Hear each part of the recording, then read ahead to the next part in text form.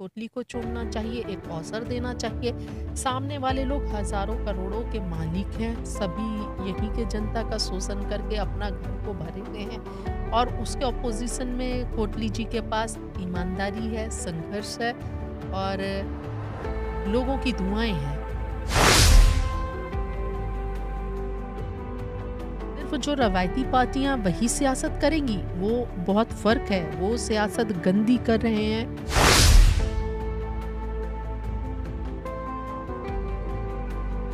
वो दू अपने फ़ायदे के लिए कर रहे हैं और जो किसान सियासत कर रहे हैं वो अपनी ज़मीन को बचाने के लिए सियासत कर रहे हैं।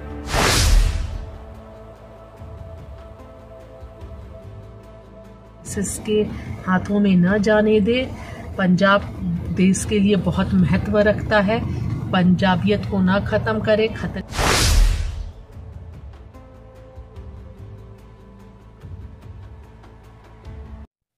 ਸਤਿ ਸ਼੍ਰੀ ਅਕਾਲ। ਤੁਸੀਂ ਜੁੜੇ ਹੋ ਸੱਚ ਬਾਈ ਨਾਲ। ਮੈਂ ਹਾਂ ਰਣਜੀਤ ਗਿੱਲ। ਜੈਬਾ ਖਾਨ ਜੋ ਕਿ ਕਿਸਾਨ ਅੰਦੋਲਨ ਨਾਲ ਲਗਾਤਾਰ 13 ਮਹੀਨਿਆਂ ਤੋਂ ਜੁੜੇ ਰਹੇ ਨੇ, ਇੱਥੇ ਗੁਰਪ੍ਰੀਤ ਕੋਟਲੀ ਲਈ ਪ੍ਰਚਾਰ ਕਰਨ ਪਹੁੰਚੇ ਨੇ। ਸੋ ਗੱਲਬਾਤ ਕਰ ਲੈਂਦੇ ਹਾਂ। ਸਤਿ ਸ਼੍ਰੀ ਅਕਾਲ ਜੀ। ਸਭ ਤੋਂ ਪਹਿਲਾਂ ਤਾਂ ਤੁਹਾਡਾ ਸਵਾਗਤ ਹੈ। सत श्री अकाल। वाहिगुरु जी का खालसा, वाहिगुरु जी की फतेह। ਕਿਸ ਤਰ੍ਹਾਂ ਦਾ ਲੱਗਿਆ ਜੀ ਪੰਜਾਬ 'ਚ ਆ ਕੇ? ਪਹਿਲਾਂ ਤਾਂ ਮਾਹੌਲ ਕਿਸ ਤਰ੍ਹਾਂ ਦਾ ਹੈਗਾ ਸਿਆਸਤ ਦਾ, ਦੇਖੀਏ ਤਾਂ ਜੀ। देखिए सभी सियासी पार्टियां तो अपनी जोर लगा रही हैं हाँ जी। और बहुत मैं देख रही हूँ कि बहुत बड़े बड़े वादे किए जा रहे हैं जो और इलेक्शन में के बाद कितने वादे पूरे होते हैं ये हम सब जानते हैं। तो वही मुझे देखकर हंसी आ रही है कि कोई इतना बोल रहा है ये देंगे तो अगला उससे ज़्यादा बोल रहा है, फिर तीसरा वाला जो है उससे दो चीज़ बढ़ा कर बोल रहा है। तो ऐसे माहौल हैं, पर धरातल पर हकीकत क्या है वो सारे पंजाबवासी जानते हैं। गुरप्रीत कोटली को वोट लोग क्यों दें? वखरा क्या है उसमें? सबसे बड़ी तो बात है कि गुरप्रीत कोटली ने संघर्ष किया है, 13 महीने का संघर्ष किया है। आसान नहीं होता है। आज जो लीडर हैं वो हमारे बीच संघर्ष सिर्फ 20 दिन 25 दिन इलेक्शन के समय करते हैं, उसके बाद से अपने घरों में बड़ी बड़ी बिल्डिंग बनाने में लग जाते हैं। गुरप्रीत कोटली बहुत मेहनती है, मैंने खुद आंदोलन में देखा है। और जिन्हें नहीं ये है तो वो पीछे गुरप्रीत कोटली के वीडियोस को देख सकते हैं कि किस तरह सर्दी गर्मी बरसात हर मौसम में हर जगह कोटली जी मौजूद रहते थे। बहुत कड़ा संघर्ष रहा। मेहनती नौजवान है, पढ़ा लिखा बंदा है, ईमानदार है। इसलिए यहाँ की जनता को, गिदड़बाह की जनता को गुरप्रीत कोटली को चुनना चाहिए, एक अवसर देना चाहिए।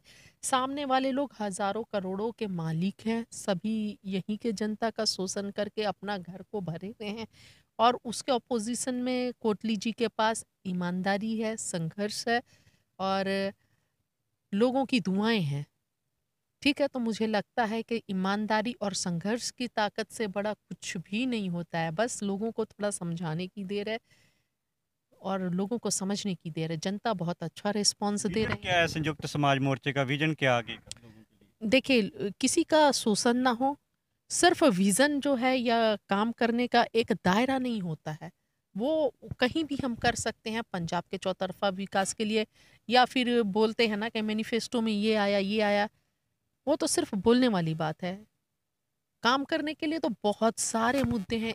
शिक्षा हो गया, शिक्षा हो गया, चिकित्सा का क्षेत्र हो गया, पंजाब के युवाओं का रोजगार नहीं है वो हो गया, महिलाओं के सुरक्षा से हो गया, नशा बहुत ज़्यादा बढ़ गया है युवाओं में, उस पर काम करना होगा, उसे बंद करना होगा। बहुत क्षेत्र, किसानों के लिए क्या नवी योजनाएं आए, कैसे और उन्नत हो पंजाब का खेती जो है व्यवस्था, सब ये सारे हो गए। छोटे दुकानदारों की कैसे तरक्की हो, कैसे क्या प्रॉब्लम्स है वो सारे हो गए।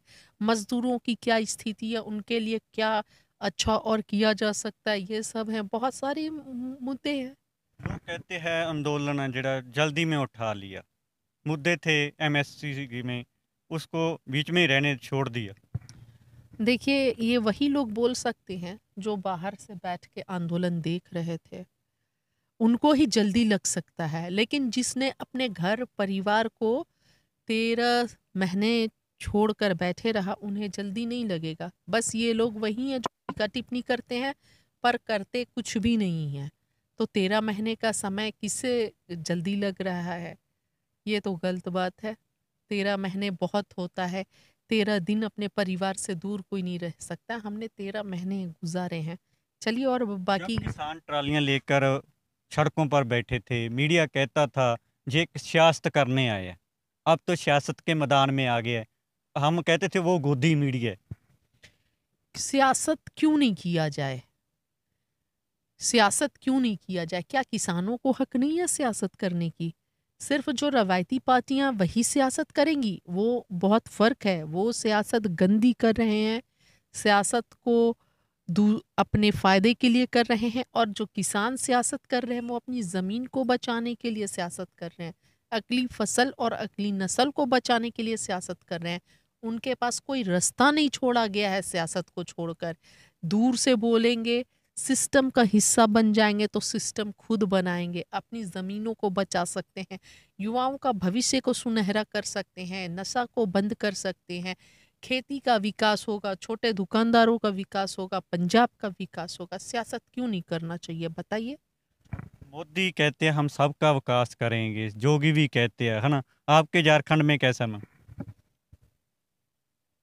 देखिए, वो तो झारखंड छोड़ दीजिए, पूरे देश का विकास हम देख रहे हैं कैसा चल रहा है, किस तरह चौतरफा विकास हो रहा है। युवा युवा जो हैं पकौड़ा बेच रहे हैं, डॉक्टर, इंजीनियर और प्रोफेसर, पीएचडी करके पकौड़ा बेच रहे हैं, चाय की दुकान खोल रहे हैं। महिलाएं सुरक्षित नहीं है।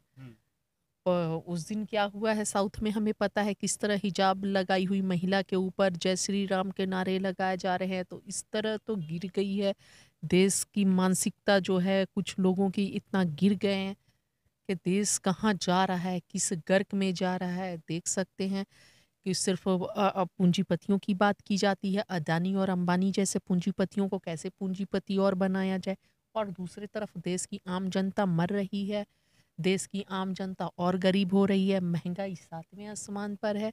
मतलब पूरा धरातल से सरातल पर कर दी है इन और 5 सालों में। 2019 के बाद मोदी सरकार ने देश की अर्थव्यवस्था को ਜਿਹੜੇ कानून वापस लिए 3 कानून, मोदी सरकार कहती है हमने वापस किए, किसानों के हित में थे।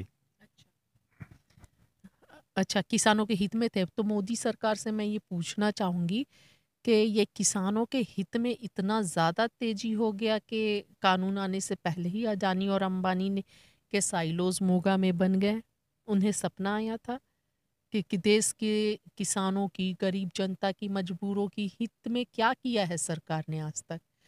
जो भी कर रही है वो सिर्फ अडानी, अंबानी, उद्योगपति और पूंजीपतियों के हित में करती है, ताकि उन्हें चुनाव के समय पैसे मिल सके, फंडिंग की जा सके, और वो बड़े चुनाव प्रचार में हजारों करोड़ रुपए लगा सके, बनी हुई सरकार को गिरा सके।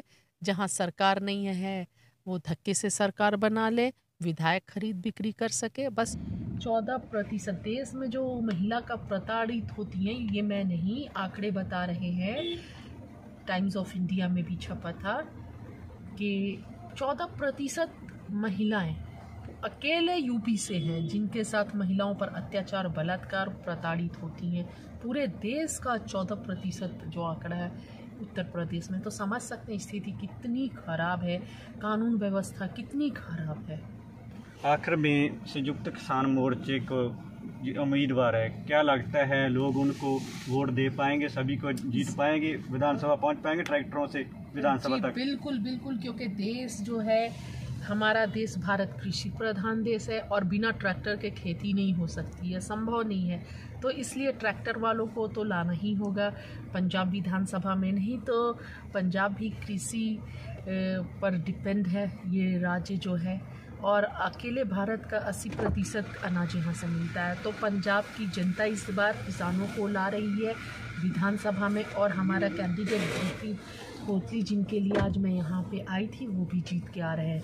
और मैं पंजाब की जनता से अनुरोध करूँगी कि पंजाब को आरएसएस के हाथों की कठपुतली ना बनाए, पंजाब को आरएसएस के हाथों में न जाने दे। पंजाब देश के लिए बहुत महत्व रखता है, पंजाबियत को ना ख़त्म करे, ख़तरे में ना डाले। पंजाब और पंजाबियत को पंजाब के ही हाथ में है। तो बहुत सोच समझ कर वोट करें, किसानों को सत्ता में लाएं, और सोच समझ कर करें। ऐसा ना हो कि कुछ लोग जो शराफत का ढोंग चेहरा पर मुखौटा ओढ़े हुए हैं, कहीं वो आरएसएस की बी टीम ना हो, आरएसएस की बी टीम से बचकर रहे। भगवंत मान का मैम नाम सुना होगा आपने, वो आम आदमी पार्टी के लिए लड़ रहे हैं। हाँ, मान जी अच्छे आदमी हैं पर पार्टी सही नहीं है। किसानों के साथ आके खड़े हो जाए, किसान मोर्चे में शामिल हो जाए, पंजाब का भविष्य बन जाए। हाँ। आम आदमी पार्टी अच्छी नहीं है। देखिए, मैं किसी पार्टी पर टिप्पणी नहीं कर सकती, पर वो जो है बीजेपी खुलकर आरएसएस के एजेंडे को पूरा करती है, और वो आम आदमी पार्टी जो है वो आरएसएस के एजेंडे पर अंदर से चलती है। पूरा आरएसएस की बी टीम है, सब जानते हैं ये बात। तो मैं पंजाब से फिर अनुरोध करूंगी कि भगवत मान को न देखकर उनकी पार्टी को देखकर वोट करें। धन्यवाद मैम, आपने टाइम दिया अपना कीमती।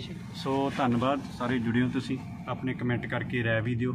ਜੈਬਾ ਖਾਨ ਜੋ ਅੰਦੋਲਨ ਨਾਲ ਜੁੜੇ ਨੇ ਉਹਨਾਂ ਨਾਲ ਗੱਲਬਾਤ ਕੀਤੀ ਹੈ। ਸੋ ਧੰਨਵਾਦ।